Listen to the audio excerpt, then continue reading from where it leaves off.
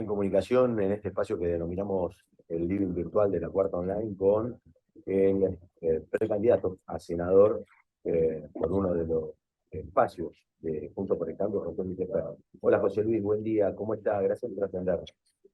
Un placer, muy buen día, un gran saludo para todos.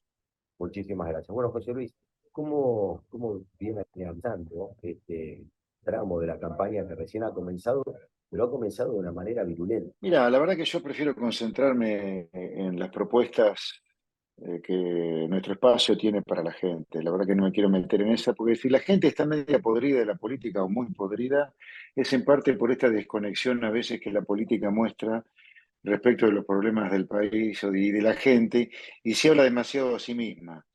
Para mí, probablemente porque ingresé a la política ya de muy grande, con casi 60 años, nunca hice política en mi vida hasta que fui diputado, un poquito antes cuando intenté la presidencial de 19, ¿te acordás? Sí. Pero yo creo que la única razón de ser de la política, la única razón de ser de la política es servir a la gente. La verdad, si la gente paga impuestos para que existan los políticos tienen que devolverle a la gente los impuestos que la gente pagó con alguna con algún bien público, con algún bien, que es servirle a ellos para solucionarle sus problemas. Entonces, viste, a mí meterme con esto te dije, fuiste, no fuiste, la verdad no me interesa para nada.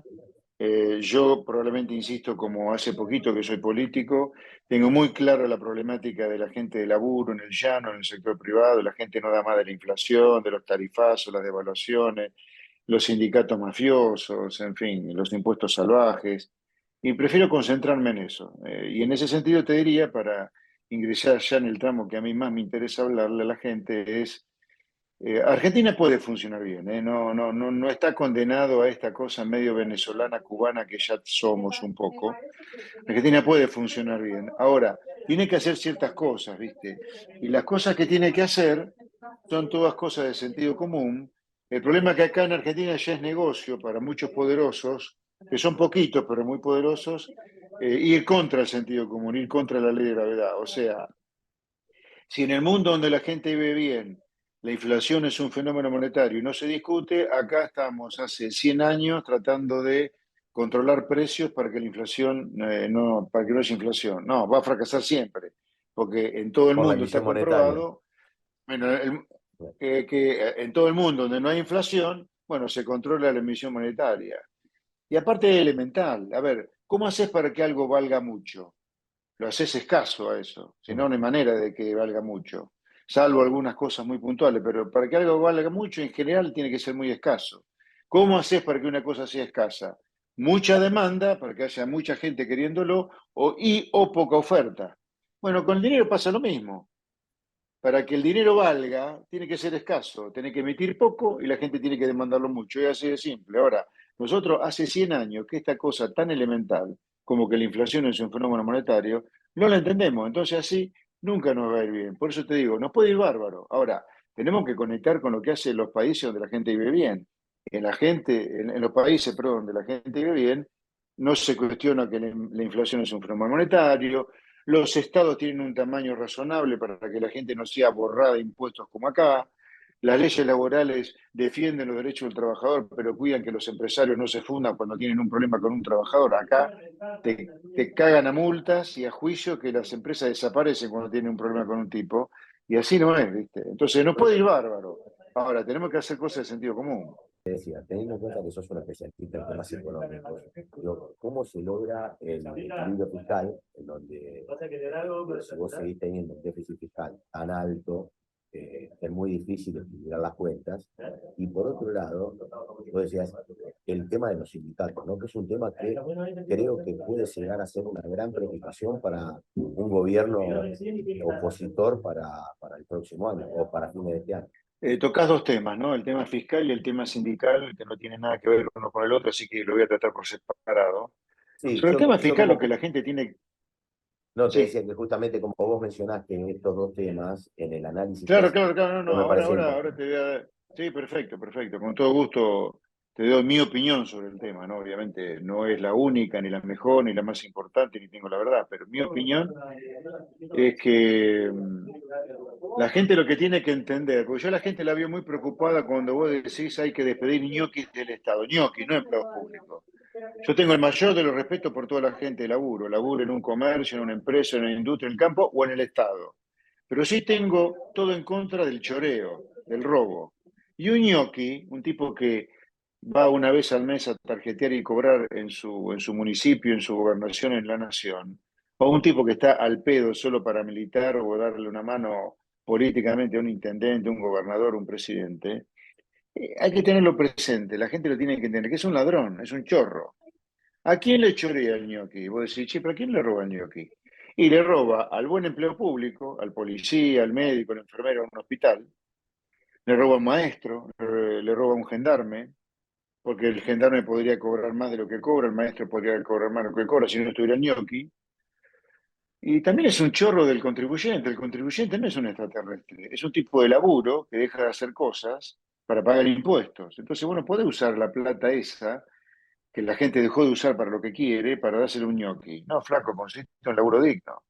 Entonces, lo que la gente tiene que entender en el llano, los que vos, yo, los que nos escuchan, es que echar un ñoqui, subsidiarlo como corresponde, cumplir una leyes, es un deber patriótico. El deber patriótico es que no haya robo, ¿no? Eso por un lado. Entonces, lo que tiene la gente tiene que entender, para que haya consenso para reducir el tamaño del Estado, porque si no hay consenso ni apoyo político de la gente, nunca lo vamos a reducir, es que un ñoqui hay que echarlo, pagarle la indemnización, pero hay que echarlo. Un fenómeno diferente son los planes sociales, ¿viste? Planes sociales no, ahí lo que tenés que cortar es toda la intermediación, pero el beneficiario del plan está bien, en general, salvo que esté mal dado. Habrá que capacitarlo, condicionarlo en la duración en el tiempo, pero no tiene nada que ver con el ñoqui. El ñoqui es un chorro. El beneficiario de un plan es una persona que ha quedado en la calle sin proyecto de vida como consecuencia de tantas crisis argentinas. Pero igualmente hay que condicionarlo en el tiempo, al plan, en la duración, tiene que estar condicionado a que realice ciertas actividades, como terminar su primaria, su secundaria, etcétera. Entonces, en cuanto a la reforma del Estado, mirá, lo que hay que entender es que sin echar ñoquis, acá no hay manera de reducir el tamaño del Estado. Tenemos que hacer cero el déficit de las empresas públicas, tenemos que ir reduciendo los subsidios a la energía. Y eso hay que decirlo en campaña, hay que decirlo para que la gente sepa lo que va a votar y para ganar el consenso, no el mandato para poder hacer las cosas. Con respecto a las leyes sindicales, mirá, de nuevo, para poder reformarlas necesitas que te las voten. Para que te las voten, o sea, para generar mandato, que ese es el voto, vos tenés que convencer a la gente que, de algo obvio, como que es que con estas leyes laborales que tienen 80 años, la mitad de la población trabajadora trabaja en negro. Entonces no puede ser que no la podamos cambiar. Y entonces, generando ese consenso, si las leyes son aprobadas en el Congreso y la justicia no se opone, una ley terminó siendo ley en serio, no hay ningún sindicato que se pueda oponer. Y el que se opone, le corta la calle, violando la ley, la Constitución, va preso. Eh, José Luis, eso, bueno, se ha visto en la ciudad de Buenos Aires, ¿no? El tema que tiene que ver con la corte de calle, con estas situaciones. Yo también lo que pensaba es que, más allá de lo que se está cuestionando ahora, lógicamente, el no respeto por el derecho del otro, en este caso el derecho a la circulación, también hay que tener mucho cuidado con cómo se actúa, ¿no? Porque es muy fácil decir también que hay que reprimir y que sacar, que ya vimos lo que ha sucedido en Francia, ¿no? Cuando un policía, no tiene nada que ver con los cortes de calle, digo que un policía actuó de una manera incorrecta y eso provocó un desborde social que llegó hasta otros países. Digo, ¿vos crees que muchas veces se busca generar ese caos social para estigmatizar, en este caso, bueno, lo que sería la ciudad de Buenos Aires? Sí, no tengo la menor duda que el kirchnerismo está buscando un muerto en alguna de estas protestas para llevar agua para su molino. No tiene ningún pudor en hacerlo. Fíjense lo que pasó recientemente en Jujuy. En Jujuy, la Asamblea Constituyente de Jujuy, o sea, el órgano legislativo más alto, el máximo órgano legislativo, sancionó una constitución con el 100% de los votos por unanimidad. Unanimidad de la Asamblea Constituyente. Como dice la sabia Constitución Argentina, nuestro artículo 22, y también el artículo 1 de la Constitución, Argentina adopta como manera de gobierno la representativa, republicana y federal, dice después. Pero la representativa, en el artículo 22 está clarito que los argentinos no gobernamos nosotros mismos, sino a través de nuestros representantes. ¿Sí?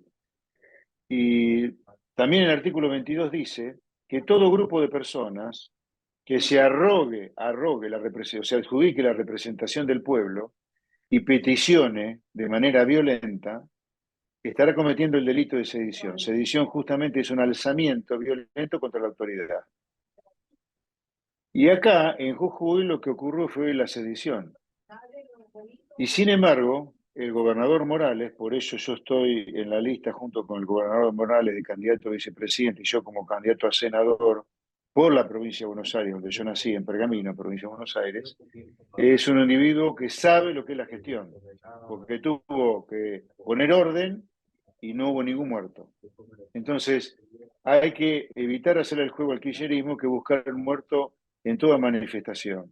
Esto lo ocurre también con los cortes de calle en la Ciudad de Buenos Aires. En los cortes de calle en la Ciudad de Buenos Aires están organizados por organizaciones sociales que manejan planes, que no se los dan al beneficiario del plan si no participan de las marchas. Todas esas marchas están debidamente organizadas por organizaciones sociales financiadas por el gobierno. Y encima el gobierno, por otro lado, tiene el financiamiento más allá de las organizaciones sociales para armar todas estas marchas y cortes en la ciudad. Así que todos estos cortes están todos armados. No hay ningún beneficiario de un plan que esté ahí por voluntad, sino que está por obligación, porque si no la organización social no le da la plata. Entonces lo que hay que hacer para empezar a cortar con estas manifestaciones sociales, sin sangre, sin violencia, es cortarle la plata a las organizaciones sociales. Porque no hay nada que diga que esto está bien. Los planes sociales se crearon para subsidiar la pobreza de la persona que se quedó sin trabajo y sin futuro, pero de ninguna manera están hechos para dárselas a organizaciones mafiosas que cometen el delito directamente moral de condicionar el cobro de un plan social a que participe de una marcha y corte la calle. Eh, José Luis, hablaste de tu ciudad de Pergamino. ¿Qué propuesta tiene el espacio para todo lo que tiene que ver con el sector agropecuario? ¿No? Y ahí te pregunto por dos temas. La primera tiene que ver con las retenciones, qué hay que hacer con las retenciones. La segunda tiene que ver con el cepo, ¿no? Me parece que va a ser muy difícil sacar el cepo del día 1, casi imposible, teniendo en cuenta que no están nada las condiciones. Yo te diría, mejor representante que del productor agropecuario, del sector agropecuario, que José Luis Esper, que está tercero en la boleta de Horacio Rodríguez Larreta, no hay, yo te diría, en la política hoy. Dentro de las listas, vos mirá todas las listas de la provincia de Buenos Aires, no hay ninguna lista que tenga una persona de las características mías. Nacido en Pergamino, zona de núcleo de la producción agropecuaria.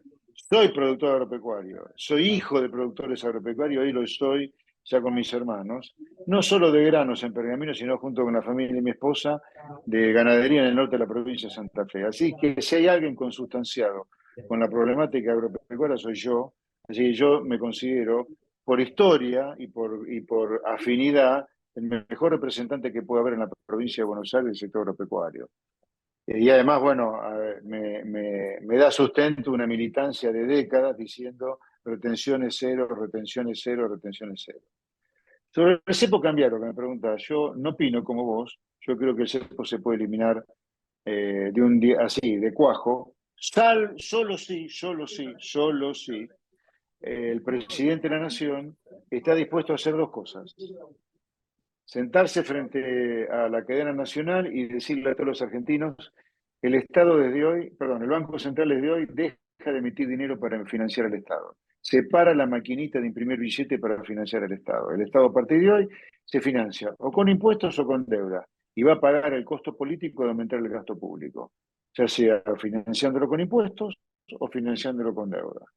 Y la segunda cosa, que condiciona la eliminación rápida del cepo, es que el presidente, también por cadena, anuncia el congelamiento total del gasto público hasta que el déficit fiscal desaparezca.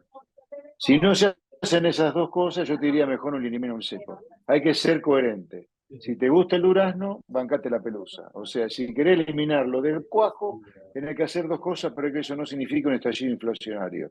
Si no, te tendrás que tomar tu tiempo. Ahora, ahí digo, viejo, con todo lo que hay que hacer en Argentina, reforma laboral, reforma del Estado, reforma del comercio exterior, eliminar retenciones, reforma del sistema de salud, reforma educativa, reforma de seguridad, si para eliminar el cepo te tomás mucho tiempo, y la gente, ni siquiera los chicos de 20 de años de hoy van a ver la reforma que yo te digo antes, ¿me entendés? O sea, vos tenés que pensar en grande, tenés que pensar en eliminar rápido el cepo para empezar a hacer las reformas, porque este país se tiene pinturas y toques de Venezuela y de Nicaragua sin dictadores, ¿eh? Soy Luis Esper, te agradezco mucho esta presentación con la Cuarta Online, que tengas un gran día. Gracias por tu tiempo. Un placer, un gran saludo a toda la gente de La Cuarta y en particular para vos. Muy buenos días.